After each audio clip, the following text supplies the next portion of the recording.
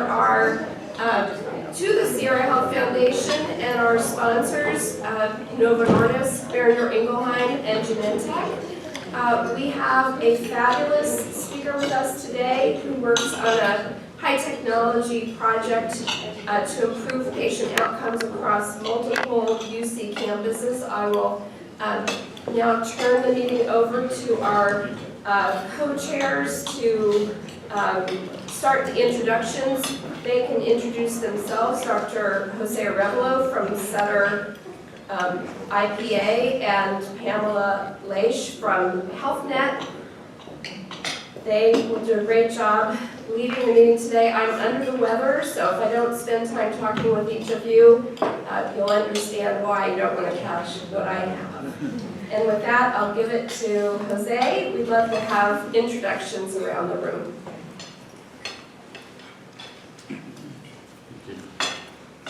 Well, thank you for Hattie for being here. I know you don't feel well, and thanks. This is a special effort. And so, what I wanted to do, first of all, I'm Jose Arevalo, and I'm the Senior Medical Director for Sutter IPA, and also one of the co-directors here. And I wanted to thank you for coming out here and hearing our monthly presentation. This is going to be very interesting. I'm also going to apologize because I have to run to another meeting right after Dr. Lindemann. But one of the first things we wanted to do is to actually ask the audience to self-introduce yourself and tell us who you are and what you do. And if you could just spend 1 second telling us what you'd like to get out of today, that would be very helpful. So I'm going to ask Jessica to start. Do you mind? Good afternoon, Jessica Nunez de Gato.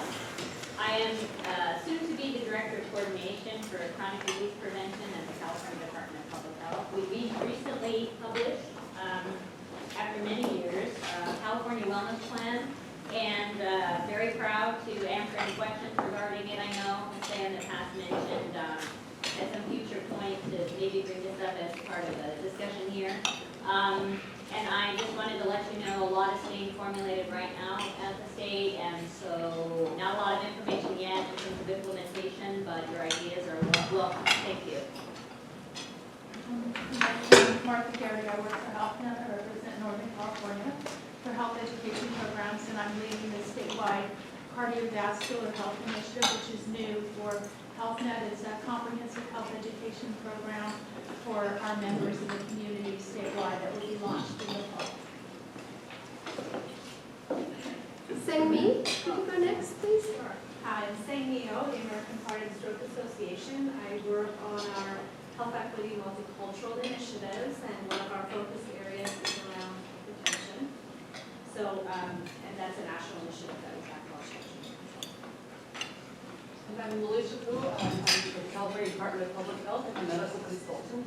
Prior to this, my current position, I actually led the heart, sleep, and stroke program for the state of California.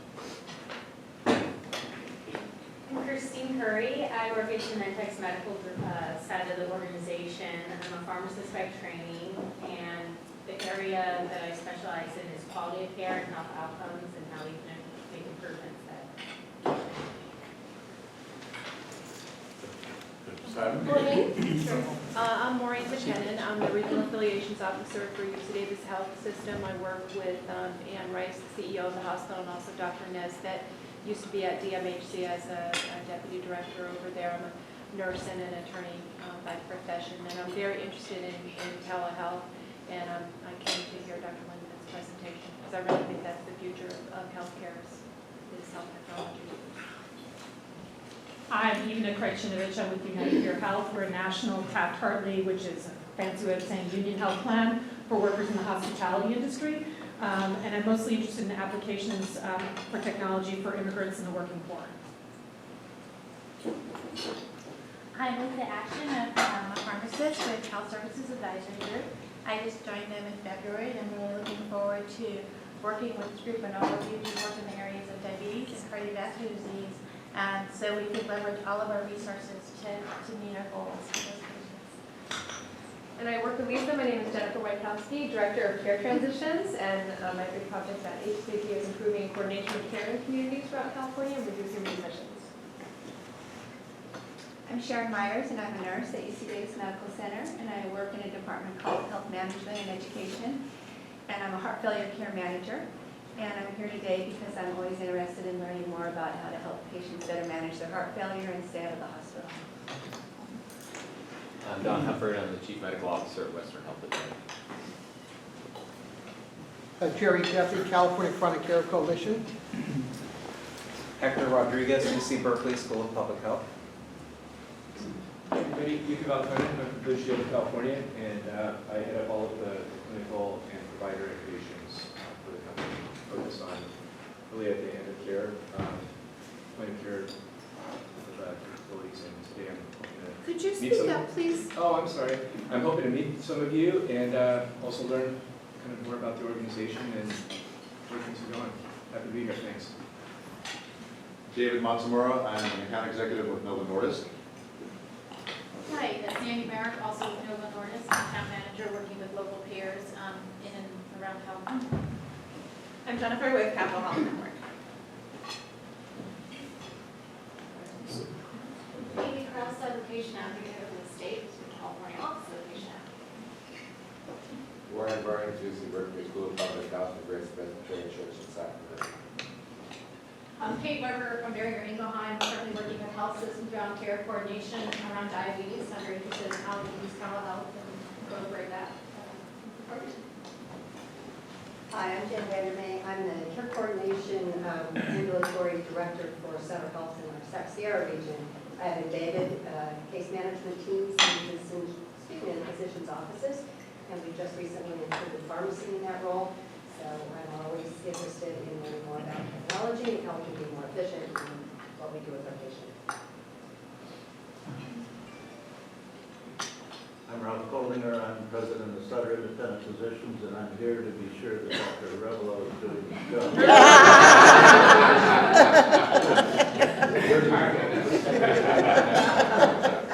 I'm Dr. Brian Hayes, the Associate Chief of Staff for Northern California VA. VA is always interested in using technology to better our care of our veterans. I'm Juliana Burton, and I'm the director of the ambulatory care pharmacy side of things at UC Davis, and I'm here to learn lots of great new things and how I can implement them with our pharmacists. Hi, my name is Tina Ling, and I am the pharmacy resident at UC Davis Medical Center in the ambulatory care setting. Hi, I'm Jim Ellsworth with Capital Health Network. Hi, my name is Shannon Esky. I'm the Regional Program Coordinator for Center Neuroscience Institute. Hi, I'm Barbara Welch. I'm a stroke coordinator for Sutter Medical Center Sacramento, and I came here to learn more about the technology with heart and diabetes to see if it applies to stroke. I'm Heidi Burns. I'm the Sutter Health Clinical Pharmacy Coordinator for the Sacramento Sierra region for the Sutter Medical Foundation, SIP, Sutter Independent Physicians, and Sutter Medical Group. So I'm here to learn how pharmacy can better support theirs and their task for population management and the things they need to do to improve care. She's also here to make sure I do my job. Okay. So I'm Gil Simon. I'm the founder and medical director of Sac Family Medical Clinics.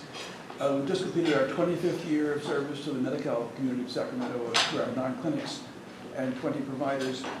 And I'm here to see whatever can be learned that can be applied to the Medi-Cal community.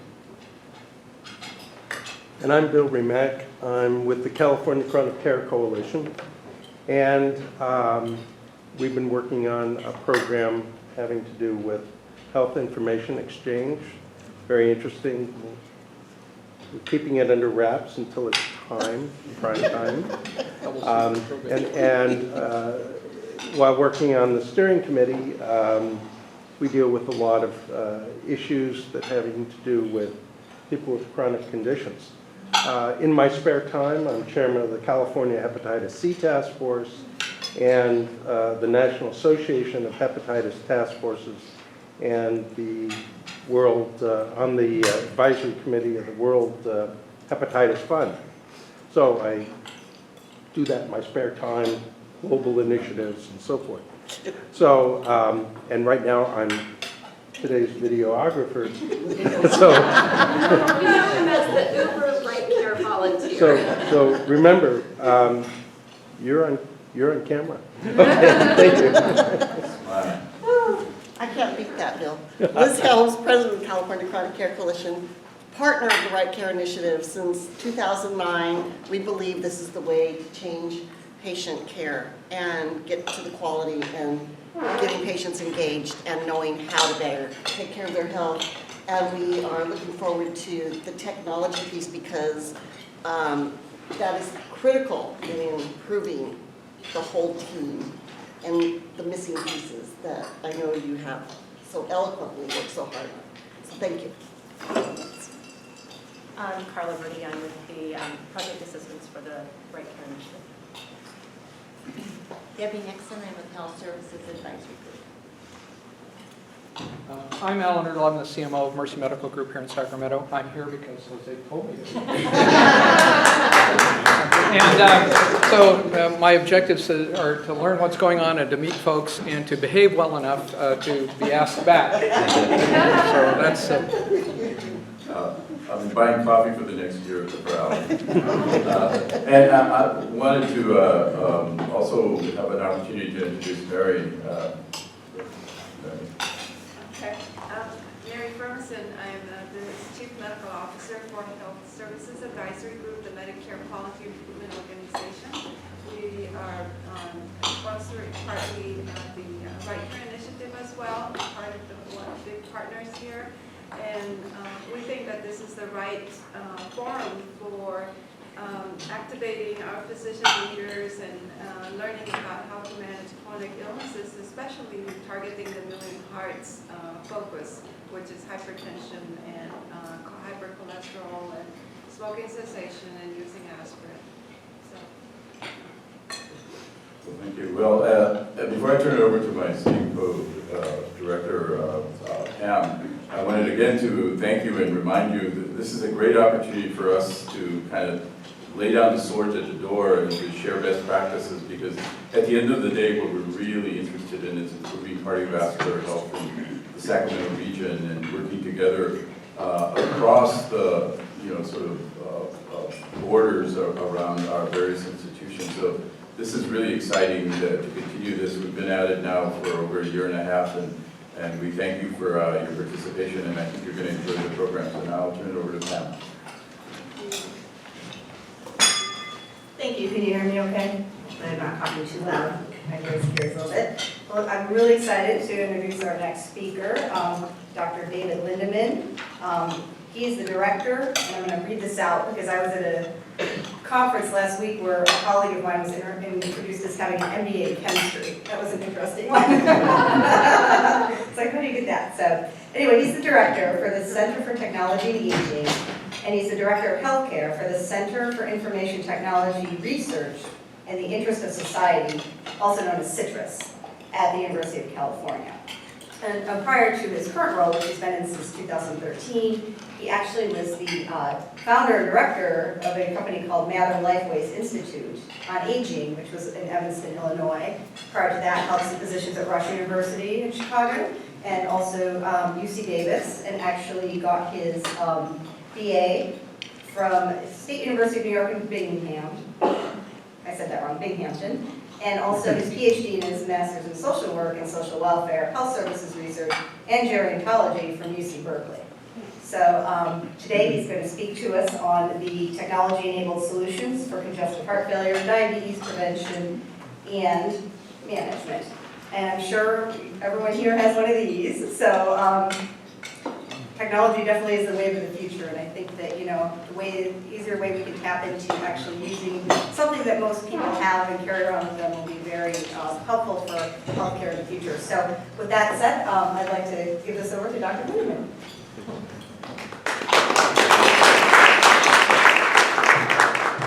Thank you very much. I'm delighted to be here and really thrilled when Hattie asked if I could speak on a number of these issues. It was quite, I was very excited to have that opportunity because we've been doing a lot of work in technology. I know you folks are very interested. I love the diversity of who we have here from so many different settings. And we've worked with many of your programs, many of the different settings here in terms of some of the best practices that are out there in terms of technology. So for the next half hour, I'm not only going to try to share with you some of the, sort of give you a flavor of some of the technologies, excuse me, we've been looking at, but also, Hattie and I decided that at the risk of putting too much material into one session, we'll break it into two, and that is the first program, first part of the program, I'm going to address not only some of the projects we've worked with within different health systems, physician groups, different programs that we've seen that are dealing with primarily new technologies to assist in addressing the key issues around the Affordable Care Act, particularly a few that relate to stroke, CHF, diabetes. But then we're going to break and switch gears, and I'm going to speak on my other passion, which is on technologies to benefit the independence of older adults. Because not only have I been running the Center for Technology and Aging and spending 30 years in that area, but I see that as really indicative of so many of the different opportunities and ideas that we're dealing with, and really affect the population that all of you are concerned with. So with that, again, thank you for the very nice introduction. I can just add to it that over the last 6 years now, I have shifted gears from working in applied research settings. Again, I've been at UC Davis and in charge of the Alzheimer's Diagnostic Center that we have here, been at UCSF in the past, been at Rush University Medical Center, but I've always enjoyed the applied programs. But in each case, we have done very little except for some of our caregiver education and our workforce training programs using technology. But in the last 6 years, I've not only had this opportunity to look at a range of these programs and build out the Center for Technology and Aging, but now work with Citrus, which is actually, and I'll explain, a multi-campus program that includes, it is a combination of Davis, Berkeley, UC Merced, and UC Santa Cruz. And how we're bringing together multi-discipline programs together across many different departments, starting with engineers. And I'm first to say I am not only not an engineer, I'm not a clinician, but it's bringing together of all of these areas that is really the exciting part around technology these days. So with that, I'm going to jump to our first part of the program. And let's see, Carla will make sure I stay right on it. And I really appreciate the hosting and ability to get this all up and running here. Nothing like technology. The funniest part for me is going to major meetings and we'll have it's when you're up there and you're ready to go and then the technology falls apart. And we can't pull something down from the cloud, we can't, your session just crashes, but so far we'll hope that doesn't happen today. So what I'm doing is going to start first with technologies that relate to this area that you're particularly interested in. But I think it's helpful to get a little background on the two organizations, the types of projects we've done, so that you can get that context. And then I'm going to run in through a series of, not the projects that we've been involved in, the multiple grants, we've done a lot of re-granting through the Center for Technology and Aging, but also then some other examples. And let me just start by saying, this is certainly not exhaustive. This is going to be much more of a quick scan of what's out there. I'm going to give just short snippets of different types of technologies.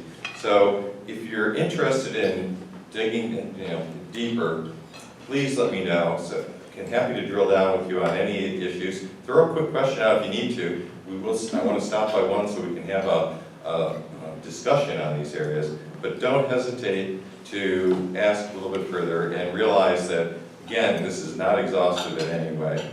And second, that these technologies are not an end in themselves. I'll start with this, but I want to end with it. Technology is just a tool to really help us in so many different ways.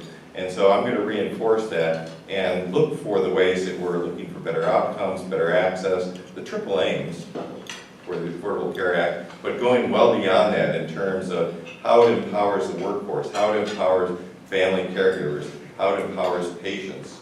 So with that, let's get started. And we'll see if I can get technology to work.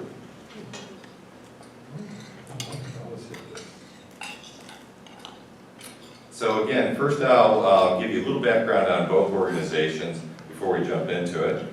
And with that, let's see if we have technology success here.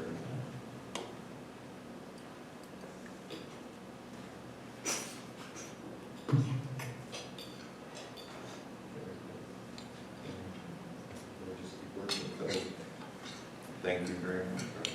And exactly. So just to give you a little background, Citrus, as I mentioned, is a 4-campus program. It was started 13 years ago under Governor Gray Davis as one of 4 state technology centers with the goal of getting California quickly into the forefront of using technology in different fashions. The primary underpinning for it was making sure that different departments, different organizations, different disciplines could work together. So it brings together people, in our case, for around the healthcare space, from not only engineering, School of Medicine here at UC Davis, School of Nursing at UC Davis, informatics department, on and on here. And at Berkeley, we have colleagues who are also here in the room from School of Public Health, Oz Business School, School of Public Policy, the iSchool. It just continues on, and the same with the other campuses.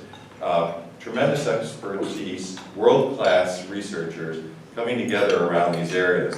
We are just one of 4 initiatives because our colleagues work in these other areas in terms of energy, intelligent infrastructure, as well as now how you can use technology to improve connecting people through data.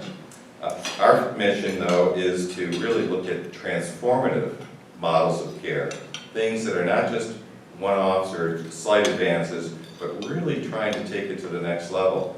And what brought me back to the campus was the fact that we are focusing on the real pain points in the healthcare system, primarily around chronic disease and patient engagement. The key technologies that our center, compared to the other UC centers, works on are telehealth, primarily with Tom Nesbitt's shop here in Davis, but also a variety of passive and active sensors, which you'll see today, and then gaming and apps and mobile health as the other area, particularly with colleagues from UC Santa Cruz. We have a range of different opportunities and mechanisms, ranging from challenges and hackathons and seed grants, because we're funded by the Office of the President, so it comes from across the campuses, but also large proposals where we are engaged with the Corey proposals, CMMI proposals, and a range of other programs, hopefully with CDC, HRSA, et cetera. So my other hat at the Center for Technology and Aging has been funded by the SCAN Foundation from Southern California to help us move in the area of identifying new technology solutions around chronic disease. And in our case, the goal is not just new projects, but to help look at how programs can be scaled. Because I think we've all been involved with pilots over the years. I certainly have, many of which have been very successful, but don't get traction. So the goal behind the Center for Technology and Aging has been to work with many organizations, including many in this room, to look at programs that use technology solutions but can quickly be scaled once they've been shown to be efficacious.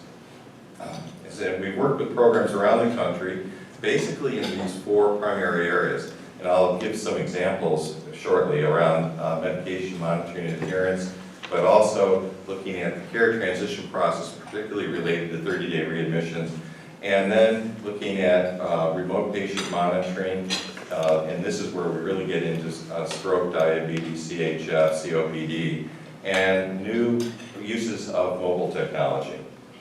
In each case, it's been to advance the efficiency of care, the effectiveness of care, Again, we're looking at new workforce techniques, looking at new ways to manage chronic disease, and ultimately, adoption and scaling. Just to give you a quick overview, and then I'm going to give you some of the specific programs, we funded 22 different initiatives that range from local programs here in California to health system-wide programs to those across the country. And I'm going to show you a video of one that actually worked from Connecticut back here to California. Our metric for success was looking at the number of clinical outcomes or program outcomes, as well as their ability to scale. It was very interesting. Each one was different. We didn't go in with a predetermined intervention or program. The programs came to us. It was what fit within their system. What did they need immediately? Many of them were focusing, again, on the key issues around the Affordable Care Act. And 12 were looking at 30-day readmissions.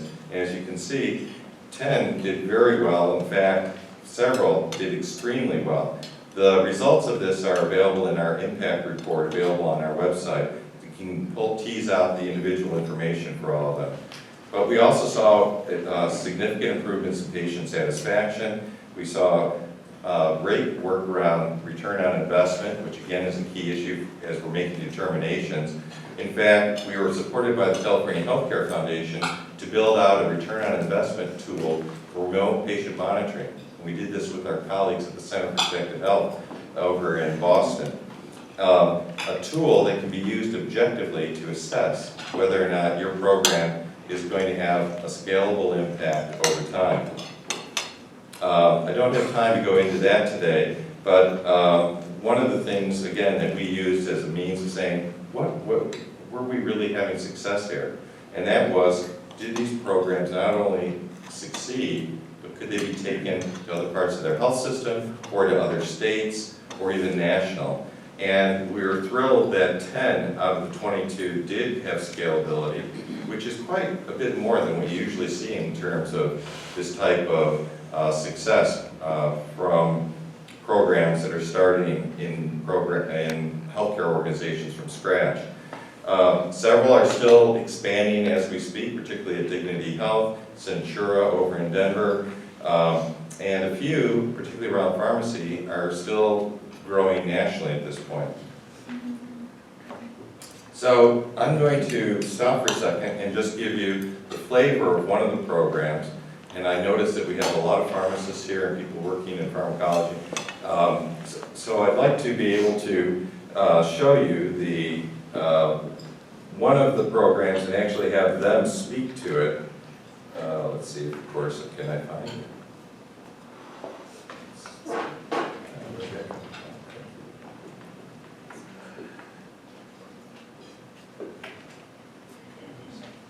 There we go, Carla, thank you so much. So this is Connecticut Pharmaceuticals, who, as you'll hear, have done built a wonderful program based in Connecticut with their groups, but also really we're doing delivery of their intervention not only in Connecticut but in Southern California.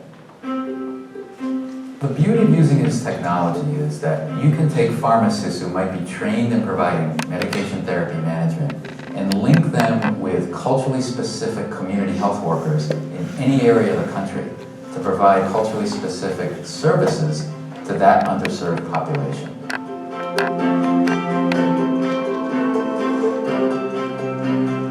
My name is Tom Buckley. I'm an assistant clinical professor at the University of Connecticut School of Pharmacy. And I'm also executive director of a project called PharmNetX, which is a subsidiary of the Connecticut Pharmacists Foundation. This is a group where we brought together pharmacists as a network to provide clinical services to mostly underserved populations.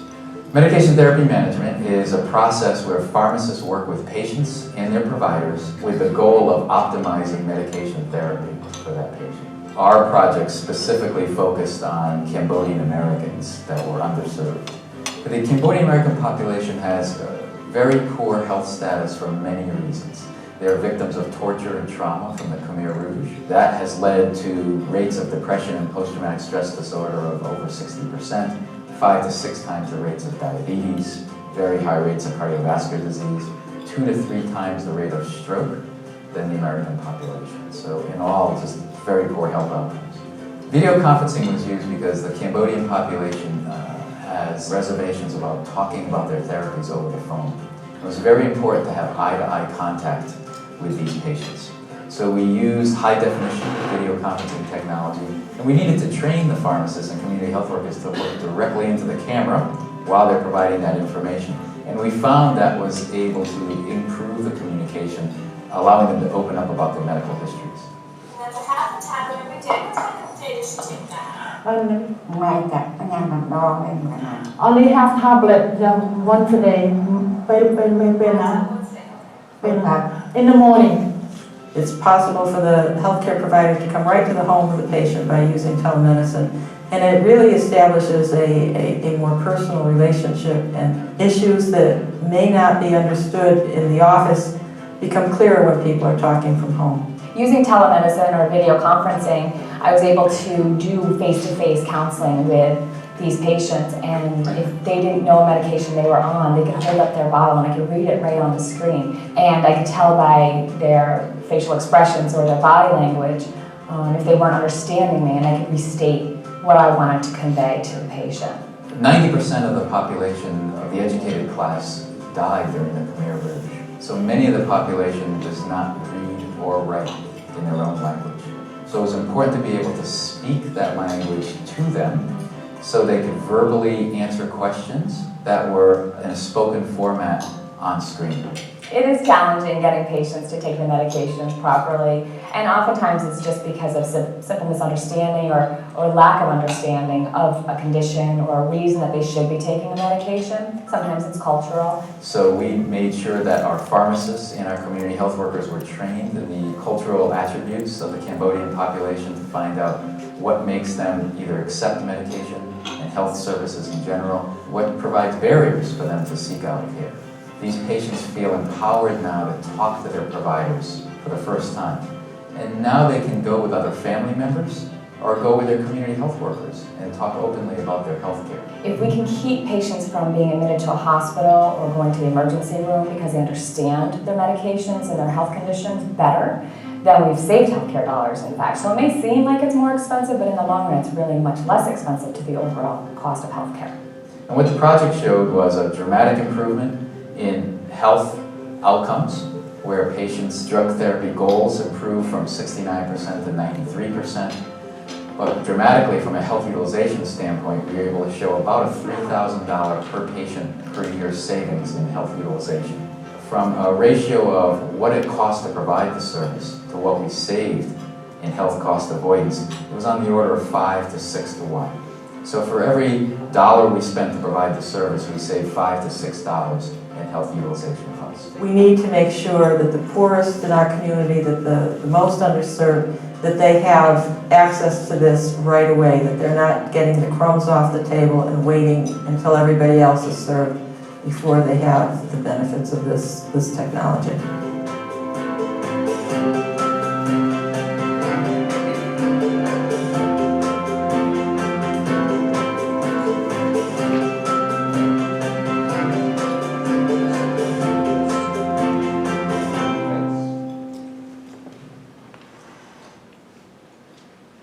Again, thank you for letting me share that program with you, but it's just one of several that we found to be